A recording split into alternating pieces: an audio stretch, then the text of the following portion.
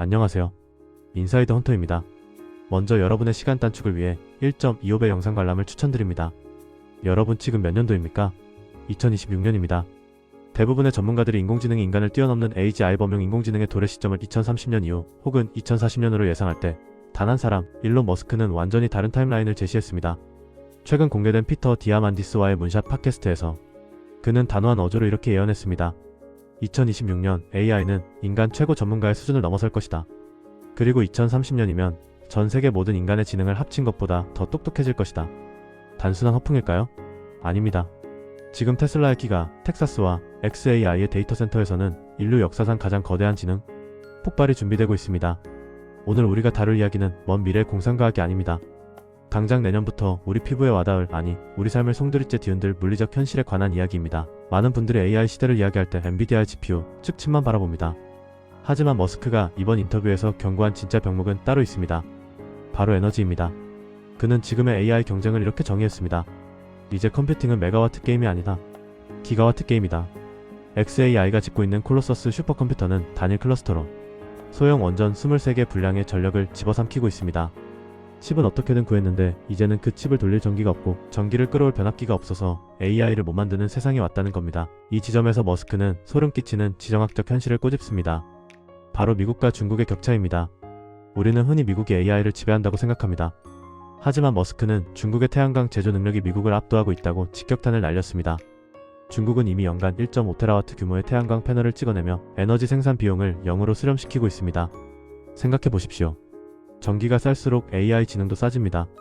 만약 에너지 패권이 중국으로 넘어간다면 AI 패권은 과연 미국이 계속 쥐고 있을 수 있을까요?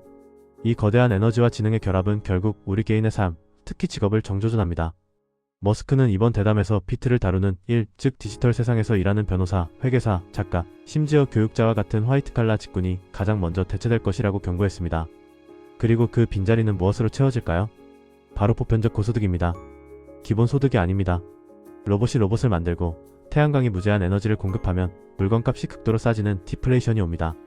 돈을 많이 버는 게 아니라 돈이 필요 없는 풍요의 시대가 온다는 역설적인 미래. 하지만 그 과도기에서 우리가 겪어야 할 혼란과 나는 왜 사는가? 라는 존재론적 위기는 피할 수 없을 것입니다. 지금 이 영상을 보고 계신 여러분은 이 거대한 파도 앞에서 무엇을 준비하고 계십니까? 단순히 주식 종목 몇 개를 찾는 것보다 더 중요한 것은 세상이 움직이는 물리적 원리를 이해하는 것입니다.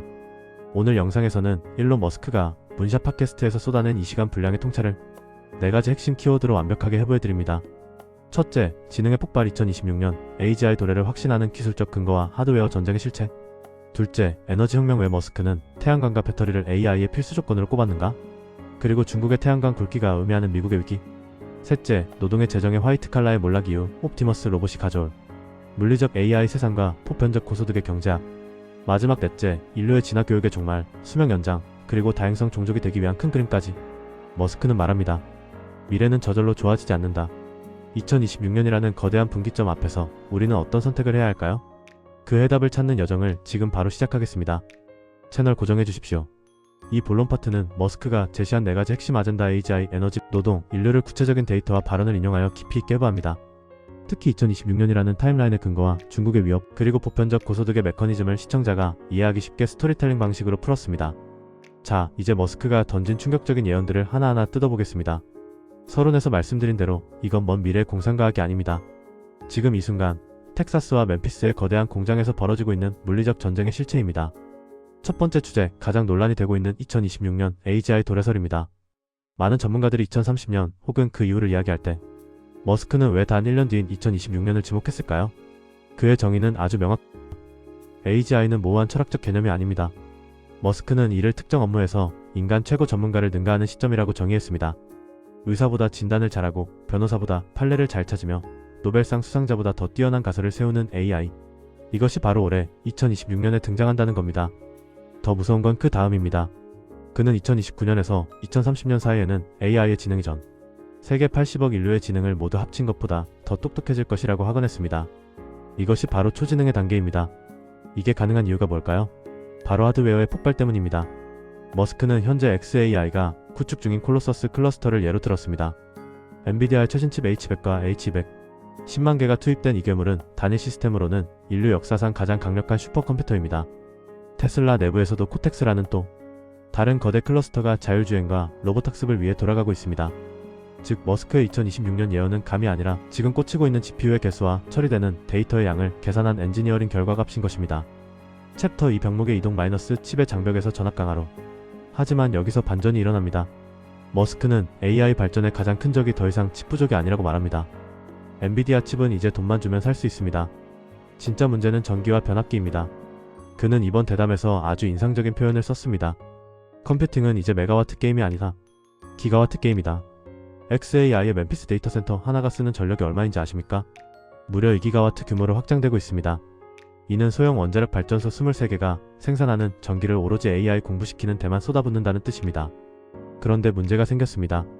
발전소에서 전기를 만들어도 이걸 데이터 센터로 끌어올 때 전압을 낮춰주는 강압, 변전소와 변압기가 전 세계적으로 동났습니다. 머스크는 이를 전압 강화의 위기라고 불렀습니다. 디지털 지능은 기하급수적으로 자라는데 이를 뒷받침할 물리적 인프라 변압기, 전선은 선형적으로밖에 못 늘어나는 물리적 병목에 걸린 겁니다. 이 에너지 병목을 해결할 유일한 열쇠로 머스크는 태양광을 지목했습니다. 그는 문명의 척도를 에너지 사용량으로 나누는 카르다쇼프 척도를 언급하며 인류가 지구에 쏟아지는 태양 에너지를 100% 활용하는 제일 유형 문명으로 가야 한다고 주장합니다. 태양은 하늘에 떠있는 거대한 공짜 핵융합로니까요. 그런데 여기서 머스크는 미국에게 뼈아픈 경고를 날립니다. 바로 중국의 태양광 굵기입니다. 그는 중국이 미국을 압도하고 있다고 직격탄을 날렸습니다. 중국은 이미 연간 1.5테라와트 규모의 태양광 패널을 찍어내고 있습니다. 이는 미국의 생산 능력을 수십 배 뛰어넘는 수치입니다. 이게 왜 중요할까요? 에너지 비용은 곧 지능 생산 비용이기 때문입니다. 중국이 헐값에 태양광 패널을 깔아 공짜에 가까운 전기로 AI를 돌린다면? 반대로 미국은 비싼 화석 연료나 부족한 전력망에 허덕인다면? 결국 가장 똑똑한 AI는 미국이 아닌 중국에서 나올 수도 있다는 무시무시한 시나리오가 성립됩니다. 머스크는 이것이 단순한 산업 경쟁이 아니라 국가 안보가 걸린 문제임을 지적하고 있는 겁니다. 자, 이제 우리 이야기로 돌아와 봅시다. 이 똑똑한 AI와 넘쳐나는 에너지가 결합되면 내 일자리는 어떻게 될까요? 머스크의 전망은 냉혹합니다. 그는 피트를 다루는 일, 즉 컴퓨터 앞에 앉아서 하는 모든 지적 노동이 가장 먼저 대체될 것이라고 말합니다. 우리는 흔히 로봇이 공장 노동자를 먼저 대체할 거라 생각했습니다. 하지만 머스크는 물리적 세계의 복잡성 때문에 오히려 육체 노동의 자동화가 더 어렵다고 말합니다. 규제 당국이 자율주행차 승인에 100억 마일의 데이터를 요구하는 것처럼 말이죠. 반면 코딩, 번역, 법률 검토, 회계 같은 일은 AI에게 너무나 쉬운 먹잇감입니다. 심지어 교육자조차 개인화된 AI 튜터에게 자리를 내줄 것입니다. 그 빈자리를 채우는 것이 바로 테슬라의 휴머노이드 로봇 옵티머스입니다. 머스크는 약 3년 내에 옵티머스가 인간 최고 수준의 외과 의사보다 수술을 더 잘하게 될 것이라고 장담했습니다.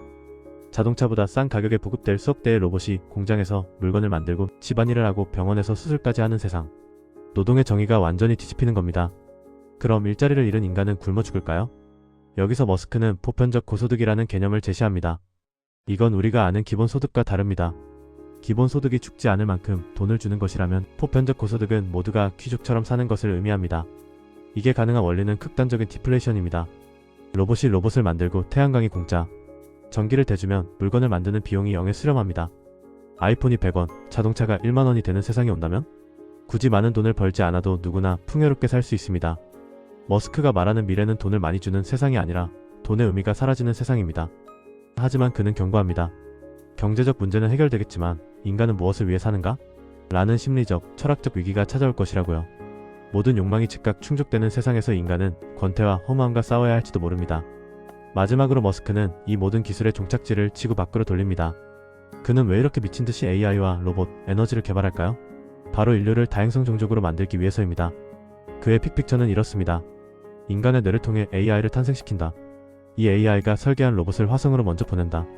로봇들이 태양광으로 에너지를 만들고 기지를 건설한다. 마침내 인류가 지구 밖으로 이주해 문명의 백업 드라이브를 완성한다. 그에게 2026년 AGI는 단순한 기술적 성취가 아닙니다.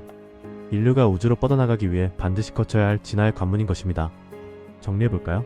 머스크는 2026년에 인간을 넘어서는 AGI가 등장하고 이를 위해 기가와트급 에너지 전쟁이 벌어지며 화이트 칼라의 노동은 소멸하고 로봇이 그 자리를 대체하는 풍요의 시대가 온다고 말합니다. 하지만 그 과정은 결코 순탄치 않을 겁니다. 중국과의 패권 다툼, 실업의 공포, 그리고 삶의 의미에 대한 혼란까지. 우리는 지금 울퉁불퉁한 과도기의 입구에 서 있습니다. 그렇다면 과연 이 격변의 시대에 우리는 무엇을 준비해야 할까요? 국가와 개인은 어떤 생존 전략을 짜야 할까요? 이어지는 결론 파트에서 그 구체적인 해답과 머스크가 던지는 마지막 제언을 정리해드리겠습니다. 자, 긴 여정을 달려왔습니다.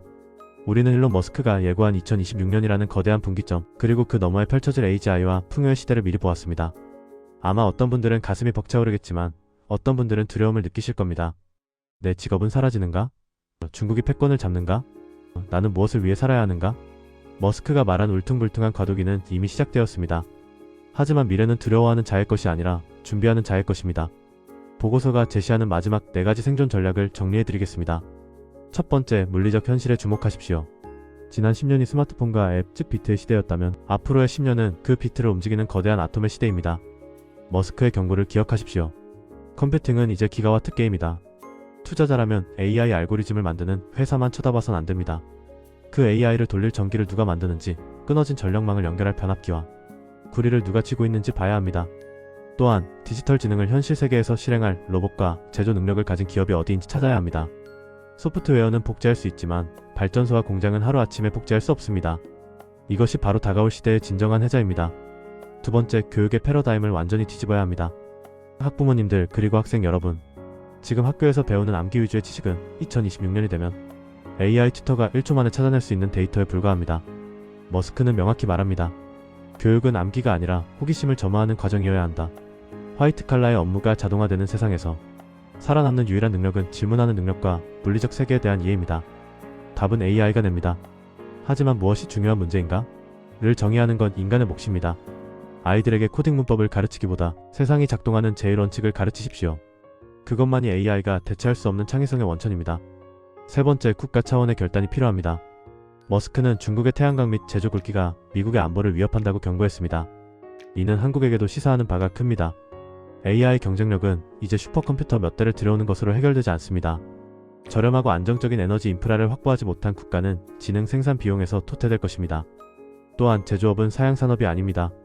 로봇 시대의 제조업은 국가 생존의 플랫폼입니다. 테슬라의 기가 팩토리처럼 디지털 설계도를 즉각 물리적 제품으로 찍어낼 수 있는 생산 기지를 국내에 확보하는 것이야말로 21세기의 국방력이 될 것입니다. 마지막 네 번째, 가장 어렵고도 중요한 과제는 마음의 준비입니다. 머스크가 예고한 보편적 고소득의 시대, 돈 걱정 없이 로봇이 차려준 밥을 먹고 AI가 만든 영화를 보는 세상. 얼핏 천국 같지만 준비되지 않은 인간에게는 지옥일 수 있습니다. 나는 왜 사는가? 라는 질문에 대해 직업과 노동 이외의 곳에서 답을 찾지 못한다면 인류는 거대한 허무주의에 빠질 것입니다. 지금부터라도 노동이 아닌 취미관계, 예술, 탐구에서 삶의 의미를 찾는 연습을 시작해야 합니다. 머스크가 인류를 화성으로 보내려는 이유도 결국 우리에게 아침에 눈을 뜰 설레는 이유를 만들어주기 위함이니까요. 영상 초반에 던진 질문으로 돌아가겠습니다. 2026년은 축복일까요? 재앙일까요? 일론 머스크는 항상 말합니다. 미래는 저절로 좋아지지 않는다. 우리가 그렇게 만들려고 노력할 때만 좋아진다. 특이점은 오고 있습니다. 그것도 아주 빠르게 말이죠. 거대한 파도를 멈출 수는 없습니다. 하지만 그 파도의 성질을 이해하고 미리 서핑보드를 준비한 사람은 파도에 휩쓸리는 대신 그 위에 올라타 새로운 대륙으로 나아갈 것입니다. 오늘 함께 나눈 이 통찰들이 여러분이 2026년을 맞이하는 단단한 무기가 되기를 바랍니다. 다가올 풍요의 시대, 여러분은 무엇을 꿈꾸시겠습니까? 지금까지 문샷 팟캐스트 심층 분석이었습니다. 영상이 도움이 되셨다면 구독과 좋아요 부탁드립니다. 시청해주셔서 감사합니다. 인사이드 헌터였습니다.